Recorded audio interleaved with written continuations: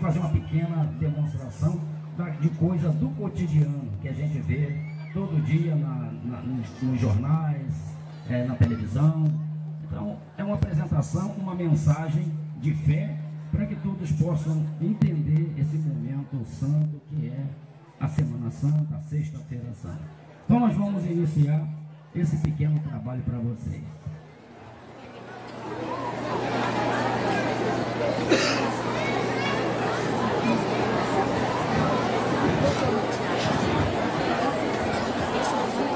Boa noite, queridos irmãos e irmãs. O tráfico humano viola a grandeza de filhos, é cerceamento da liberdade e o desprezo da dignidade dos filhos e filhas de Deus. Resgatar essa dignidade, identificar as práticas de tráfico humano e denunciá-lo são objetivos desta campanha da fraternidade, mobilizando cristãos e a sociedade brasileira para erradicar o mal do tráfico humano.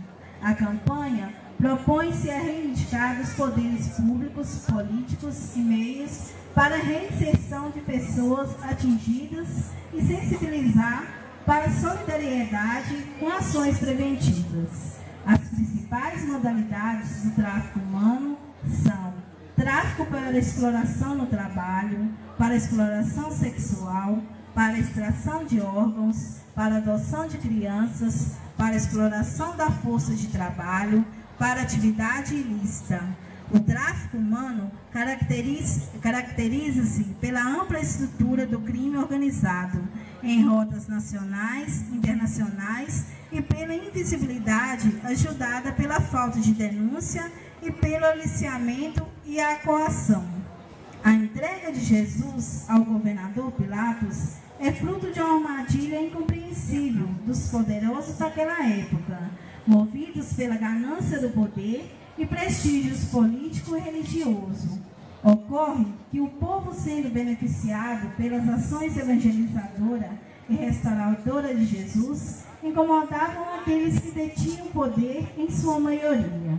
O povo, movido pelas ofertas gratuitas e mentirosas, voltava-se contra aquele que difundia a paz entre os povos.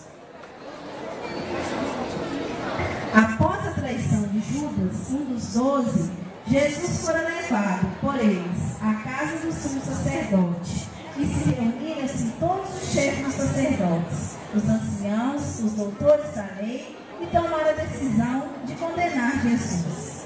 Sob a dominação romana, o Sinédrio podia condenar à morte, mas não podia executar a sentença.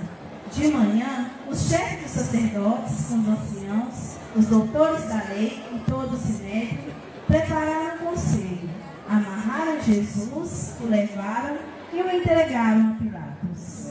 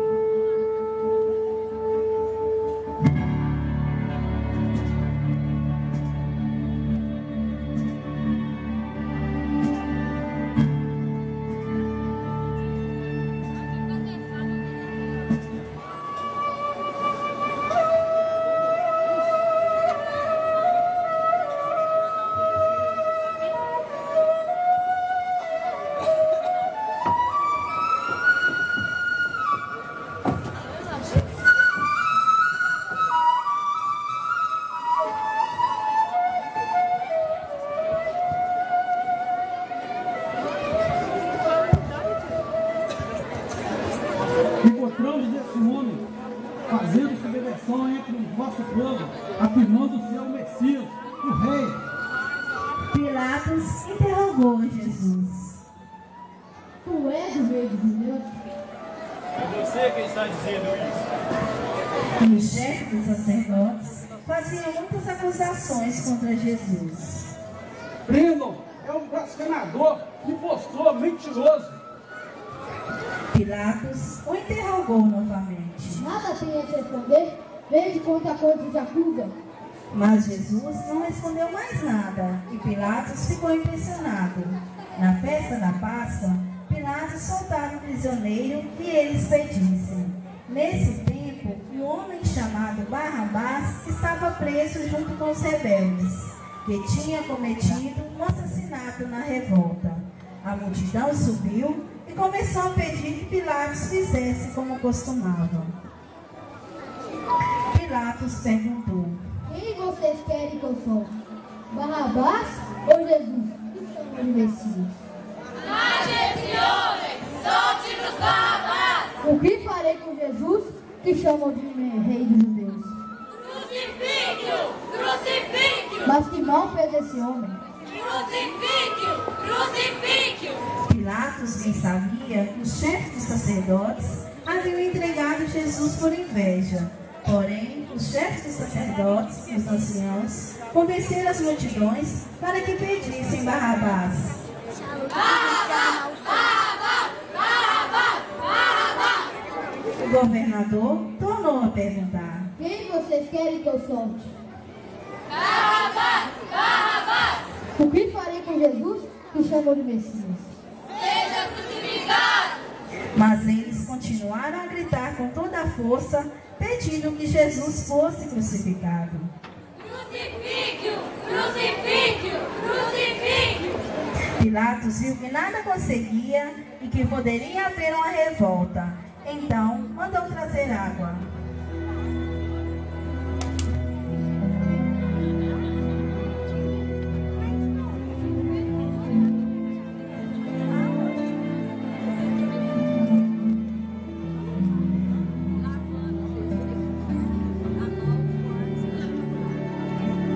Pilatos lavou as mãos diante da multidão e disse: Eu não sou responsável pelo sangue desse homem. Isso é problema de vocês. Solte Barrabás. Oba! Estou livre! Flagele Jesus e o crucifique. Então os soldados o levaram para dentro do palácio, isto é, o pretório, e convocaram toda a tropa.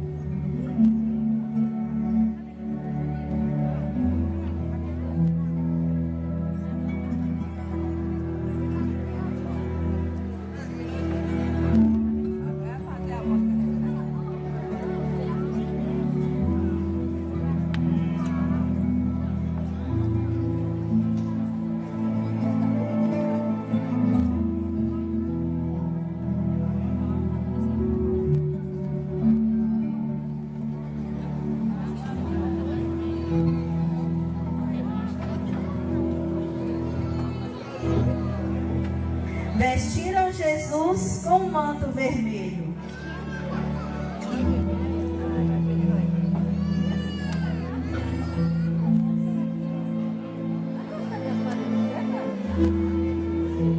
Desceram uma coroa de espinhos e a puseram em sua cabeça.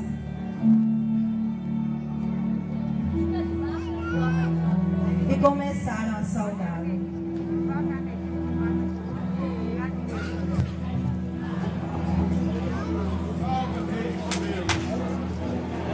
Batiam-lhe na cabeça com uma vara, cuspiam nele e, dobrando os joelhos, prostravam-se diante dele.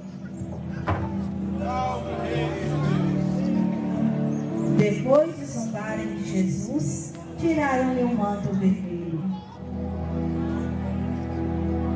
Vestiram-no de novo com suas próprias roupas.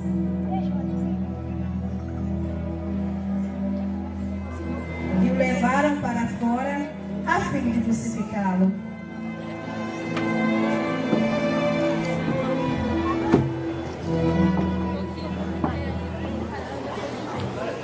Nas sociedades, sob o regime da economia do mercado, a competição e a obsessiva busca por lucros geram injustiças que incluem a maioria do acesso aos bens produzidos e as relegam à marginalização, sem o mínimo para uma vida saudável.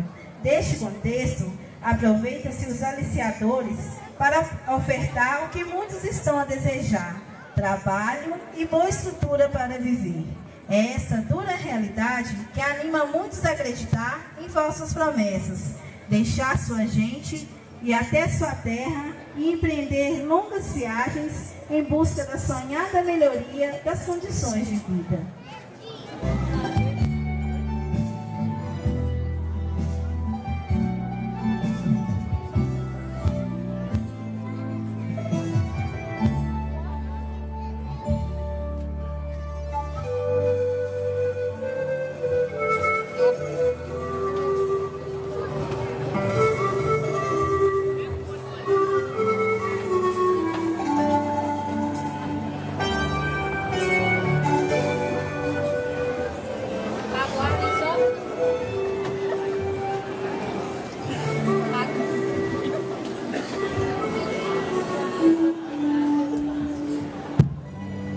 Aguardem só um minuto que eu vou chamar.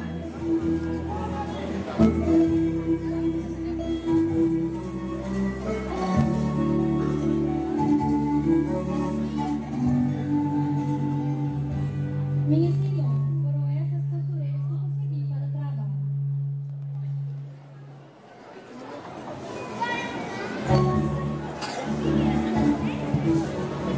Boa noite.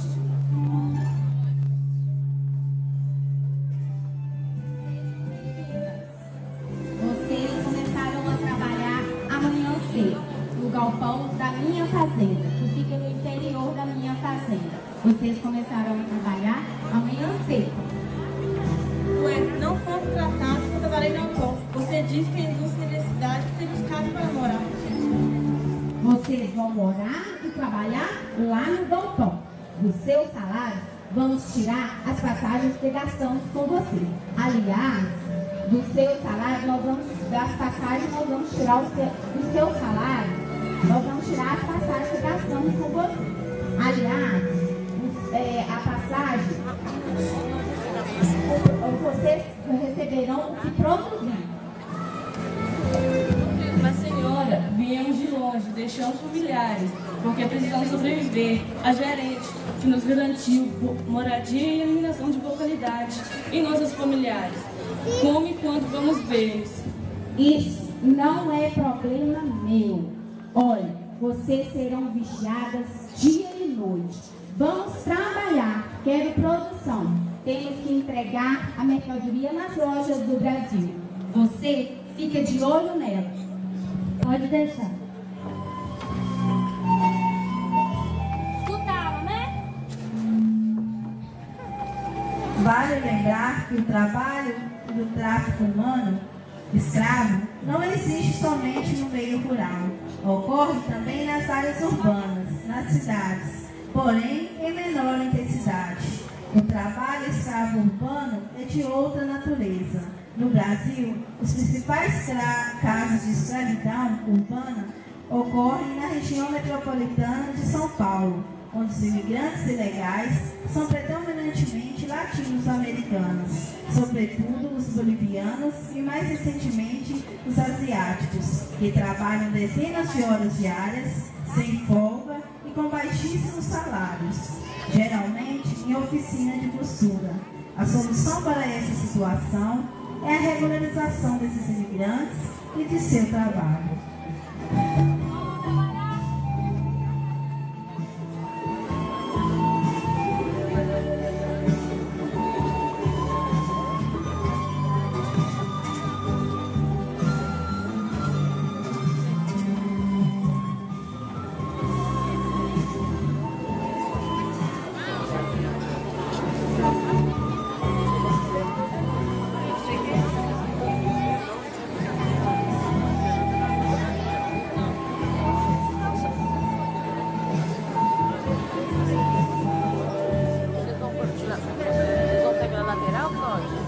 Jesus caminha para o seu mais trágico fim, exposto ao ridículo, emotivo de escárnio e zombaria.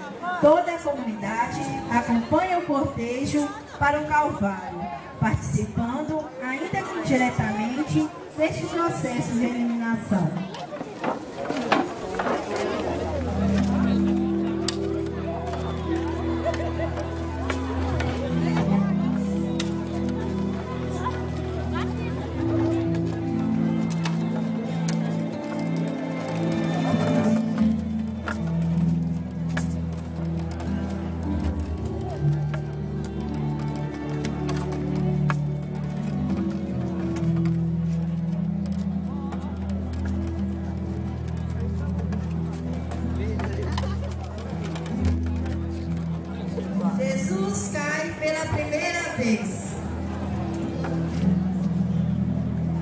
As pessoas traficadas se deparam com outra realidade, diferente daquela que sonharam.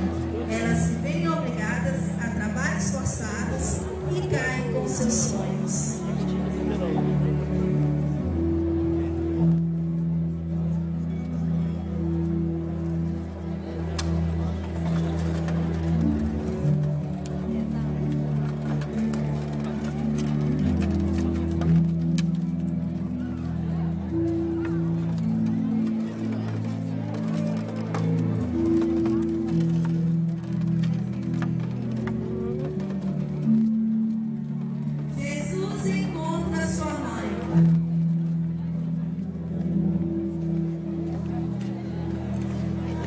Ele se encontra no olhar pleno de dor e amor. Ela chora pelo filho. O filho sente a angústia da mãe e sofre com ele. Quantos filhos e filhas, vítimas de sequestros e atos, são tomados dos seus lares. Não conseguem mais encontrar seus pais. Suas mães clamam pela volta deles e não conseguem respostas. Choram pela dor da perda.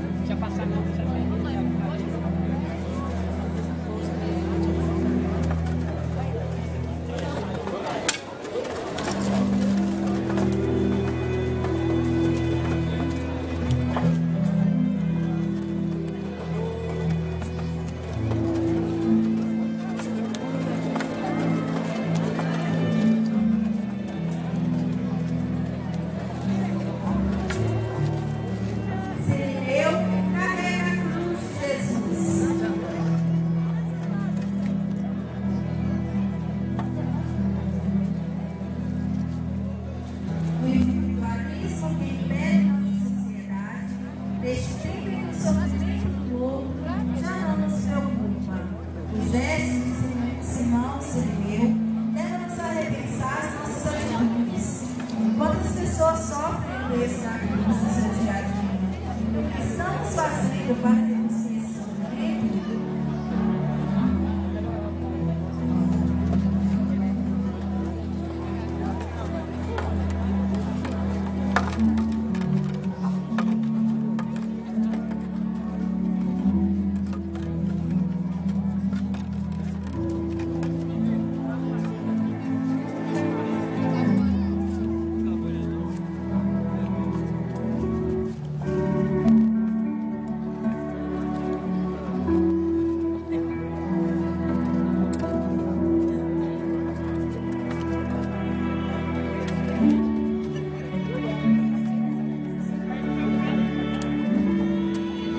Jesus cai pela segunda vez. No Brasil, a exploração do trabalho infantil e escravo ainda são realidades vergonhosas.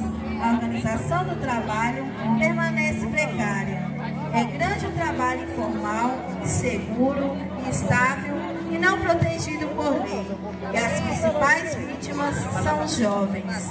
A eliminação permanente de postos de trabalho, as dificuldades de acesso ao emprego e o surgimento de novos processos de exclusão social, entre outros, desafiam o ideal da cidadania ligada ao trabalho e geram toda a desigualdade social, que se converterá em violência contra todos nós.